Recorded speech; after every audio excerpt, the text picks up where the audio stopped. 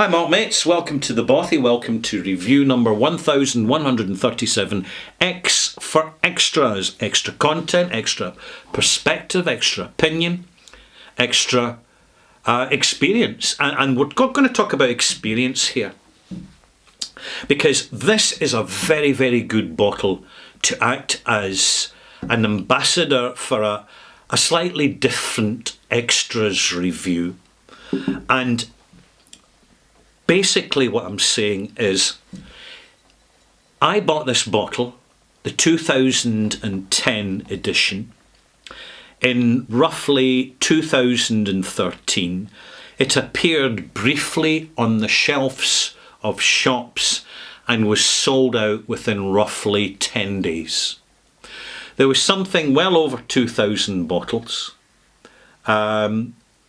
Well, specifically, hang about, Steampunker time, 3,000 bottles produced. Now, something like £250, £260 a bottle. But I realised that it was time to kind of put another bottle into auction to get the money in to buy two of these. One of them I reviewed back in 2013. In review number 406, which you'll find in the archive on my channel page in the search box at the top. And the second bottle I just put on the shelf in the stash. Now, the stash contains open bottles that I've tasted, resealed, walk away, leave them alone, don't interfere, don't disturb, keep it in a dark place, in a cool place. It will be absolutely fine. Let me tell you right now, see when you see some of these bottles in auction, they've been stored in attics. Some of these bottles have been stored on their side. I'm aware that many years ago, there was a bottle of whiskey, an expensive one, a Highland Park, and the gossip was, and I could believe it, knowing the character that was selling it, it was a bottle of 30-year-old special edition collectible Highland Park, and what they did was they carefully removed the seal. They actually detached they drilled a tiny hole. They couldn't detach it. They drilled a tiny hole in the top, and they put a hypodermic in with standard Highland Park to top up the fact that it had been lying on its side, and the bottle was about the same fill level as that, roughly. And then what they did was they filled in the hole with plastic wood, mocked it up, put the top back on, and put it into auction. And nobody was any the wiser until they get pished at a whiskey festival and blabbed. And when they blabbed, people were recording in their mobile devices. Whoopsie. These things happen, malt mates. This is a lovely whiskey. I've given it 89. But I don't worship it. I don't put it on a pedestal. It's good at what it is. But what you'll find when you've got less experience with whiskey, that you'll come across these characters full of largesse and with their tall tales of expensive bottles they've maybe dropped and smashed, or alternatively their fabulous, incredible experience with a really old whiskey which was so dusty and fruity and dusty and sherried. They don't go into a lot of detail, because what floats their boat, what really matters to them, is just the fact that they've got the bragging rights of the experience, and after a few whiskies in public, they want people to know about it. These people tend to go on, they tend to be on the lookout for invitation-only product launches. For the likes of Highland Park, good example, Bowmore. They'll get a 21-year-old Bowmore and be told, nod, nod, wink, wink, there's 30-year-old Bowmore in it. Big deal. Big deal.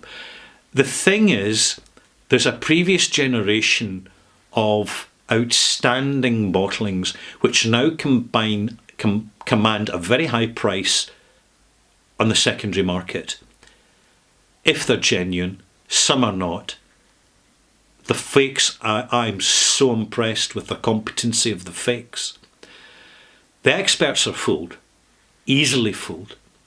They do not have access to the forensic tools that the wine industry specialists have developed for isolating the fake wines which have been endemic in the USA, where millionaires and billionaires have multi-thousand bottles of extremely rare wine, simply because they want an excuse to spend their money.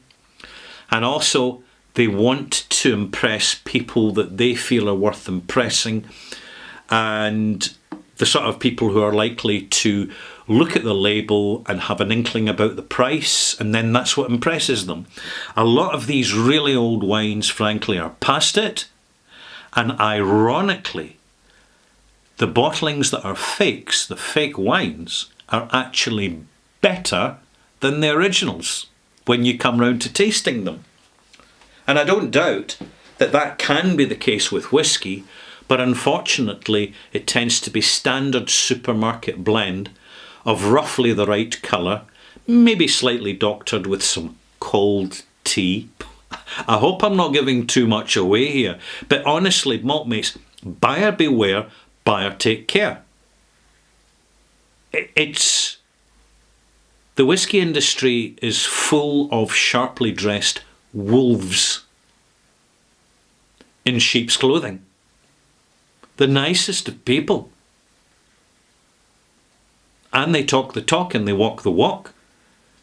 It's just when you stand back at the edge of the room and you observe them, where do they go? What are they buying for samples? What samples are they taking? Who are they choosing to talk to, and who are they on the lookout to completely ignore? You find they're looking for what they perceive to be well-placed people. But let's get back to this Brora here. I'm giving you some background. If you're on the lookout for these bottles, I would say the real magic for older bottlings, what you want to be buying now are older single cask bottles from the independent bottlers like Thompson Brothers, Glenmore, James Eadie, Signatory, where importantly they have the hands-on experience to properly look after the casks that they're buying, or if they happen to be going into a massive middleman warehouse to buy maybe a few dozen casks for another batch bottling, they know what they're tasting. They have the experienced palate. There are quite a number of young independent bottlers, frankly, who don't. And it shows with some of what they're bottling. And you tend to see that there tends to be more hits and misses. And here's some insider, by the way. What you do, if you want to get the calibration on an independent bottler, because official bottlings, chill filtered, 43%, caramel added, there is nothing investable about modern high-end whiskies.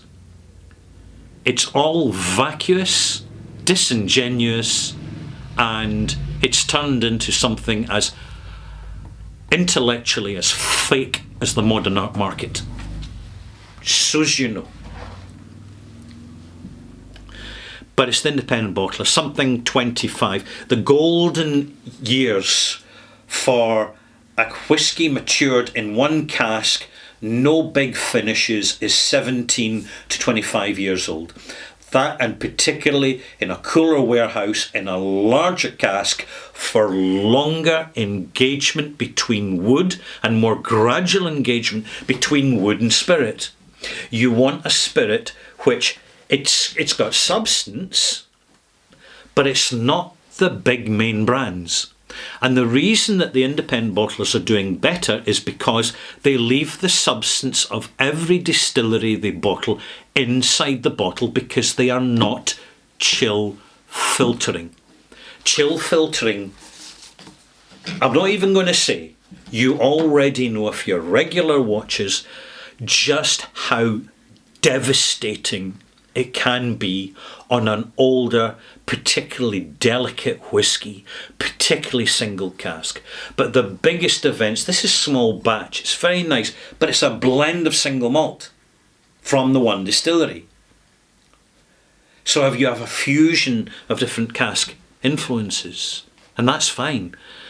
But ultimately, the most singular experience is an aged whisky comes from the singularity of the single cask, highest strength possible, for the most alcohol to hold the most flavour in the bottle over time.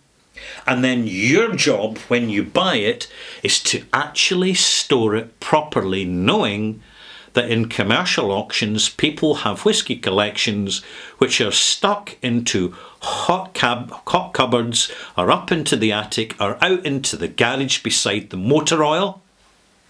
Seriously. For years and years and years, and then they get stuck into auction, and then you wonder why your whisky tastes just a little bit strange. It's experienced, you know. More important for you, I want to reassure you, far more important than having a master blender's nose and a connoisseur's palate, is just experience and the refreshing enjoyment of when, excuse me, I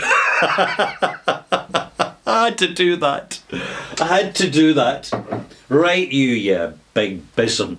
Where is it? You going to turn round and say hello to the malt mates? Billy, are you? Look, there's the malt mates. It's the malt mates. I'm just finishing a review. I'm going to give you a treat shortly. Hey, yeah, it's the malt mates. Woo, woo. It's Billy. Billy the cat. Billy Bundles. He's looking for his treats. Aren't you, Billy? Smacky bottom. Yeah, oh, bribery. I really enjoy bribing the cats.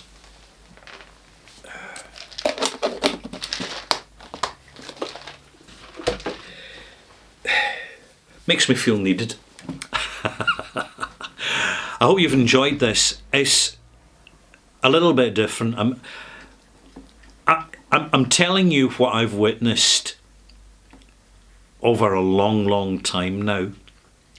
And my final conclusion is, don't be jealous of people when they're bottle bragging.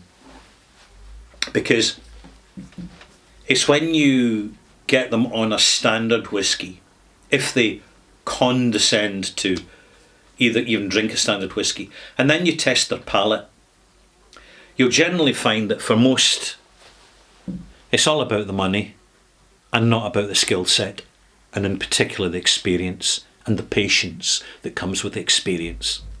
They're lovely, lovely people, but often they're just bottle bragging and bluffing it. Bye-bye.